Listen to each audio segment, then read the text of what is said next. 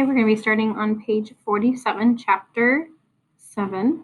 Remember in chapter 6, Mrs. Cornelius told the kids that they have that giant magnifying glass, and she was able to see a figure outside, and she explained that figure and saw that they had orange hair.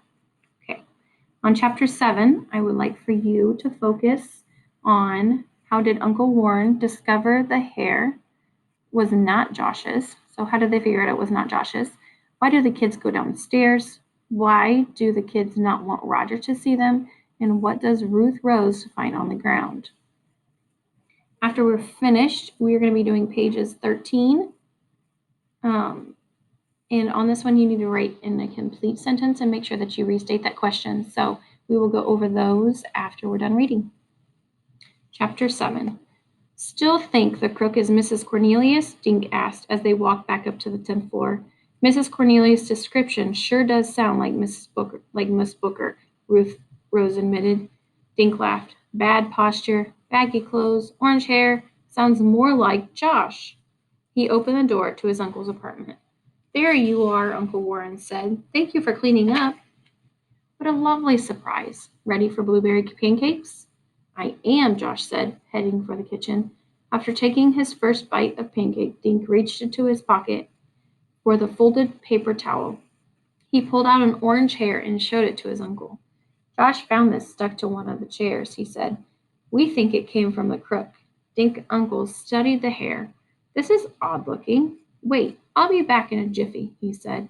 The kids heard a cupboard doors opening and closing. A minute later, Dink's uncle was back, carrying a small wooden box. He moved the pancake platter to the one side and set the box in its place. Then he pulled off the lid, revealing a shiny microscope. He plugged the microscope's cord into the wall outlet. Josh, may I have one of your hairs? He asked. Sure, Josh grimaced as he yanked out a hair. Then he passed the hair to Uncle Warren. Dink's uncle laid both hairs on the glass slide and placed the slide under the microscope lens. He adjusted the scope and put one eye to it. Well, I think it's a real hair, Uncle Warren said after a minute, but it's different. It's very different from yours, Josh. Take a look. Your hair is the one on the right. Josh bent over the scope. All I see is nothing, he said. Try closing one eye, Uncle Warren said. Wow, that's better, Josh said. The hair looks like tree trunks. Ruth Rose was next. The hairs do look different, she said. Look, Dink. Dink closed one eye and peered through the lens. The hair on the right was thin and smooth looking. The one on the left was fatter and more orange than the other one. Mrs. Cornelius told us she saw something on her balcony with orange hair, Dink said. She did, Uncle Warren said. Ruth Rose nodded. She has this neat magnifying glass attached to her balcony door, she said, so she can watch the birds at her feeders. I looked through it, Dink told his uncle. It makes stuff look bigger and clearer.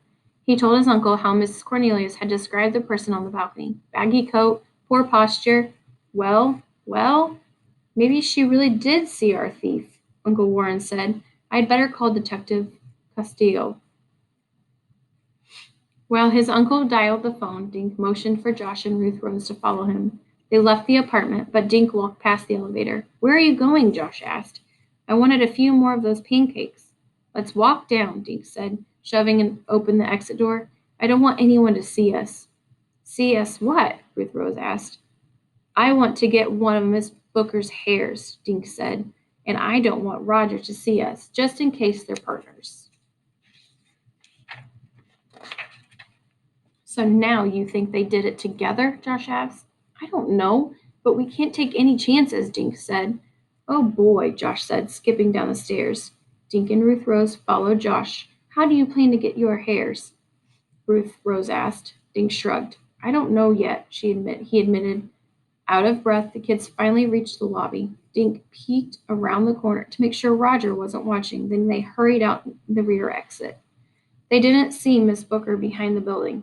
Josh took a long look down the alley, but she wasn't there either.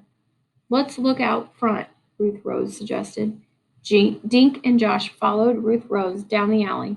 They were halfway to the front of the building when Ruth Rose bent down and picked up something off the ground. Dink and Josh caught up and looked over her shoulder. Ruth Rose was holding a Polaroid snapshot. It was a picture of a framed painting. Dink gasped and he recognized the rowboat floating in the pond. It's a picture of the stolen painting, he said. Okay, so were you able to answer, how did Uncle Warren discover that the hair was not Josh's? Do you know why the kids go downstairs? Do you know why they don't want Roger to see them? And then what does Ruth Rose find on the ground? Okay, in your packet, you're going to be doing page 13 today in complete sentences. Make sure you have capitalization and punctuation at the end of your sentences and that you restate the question. So reread to clarify. How did Uncle Warren prove the orange hair was not Josh's hair? Citing evidence. Which sentence proves Uncle Warren believes Mrs. Cornelius did see the thief? So this one's going to come straight out of your book, and just make sure that you restate that question when you write it down. Reread to clarify. Why are Josh and his friends going downstairs? Why don't they want Roger to see them? So this one right here has two questions, so you should have at least two sentences. Reread to clarify. What did Ruth Rose find on the ground? And this should be one complete sentence. Once again, if you need an extra sheet of paper, please make sure you do so and then just staple it to the back or attach it to the back. When you are finished with those pages, I will look at them.